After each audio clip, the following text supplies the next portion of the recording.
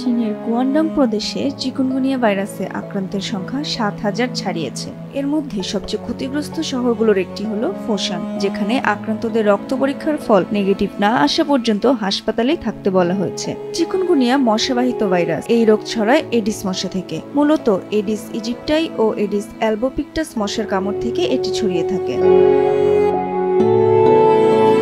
ভেজা ও আর্দ্র আবহাওয়া মশা বংশবৃদ্ধির জন্য আদর্শ, আর সেটাই ঘটেছে চীনের বেশ কিছু শহরে। এদিকে হংকংয়েও দেখা গেছে চিকুনগুনিয়ার প্রাদুর্ভাব। পরিস্থিতি নিয়ন্ত্রণের বাইরে চলে যাওয়ার আগেই জোরদার প্রস্তুতি নিতে কর্তৃপক্ষকে তাগাদা দিয়েছে হংকং প্রশাসন। এক জরিপে দেখা গেছে ৭০% এলাকায় এই মশার বিস্তার আছে।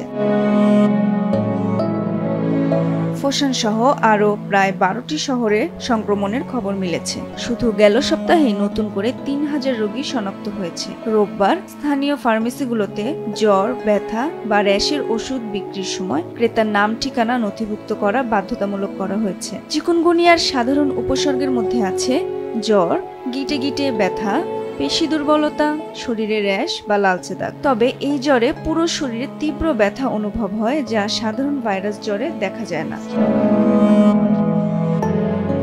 এই রোগের সুনির্দিষ্ট কোনো চিকিৎসা নেই, তবে উপসর্গ উপশম করাই মূল লক্ষ্য।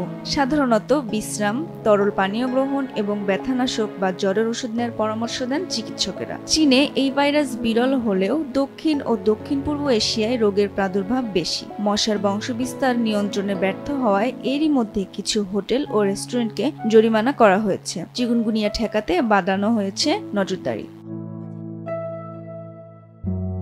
মাহজাবিন নাফিসা, দেশ টিভি।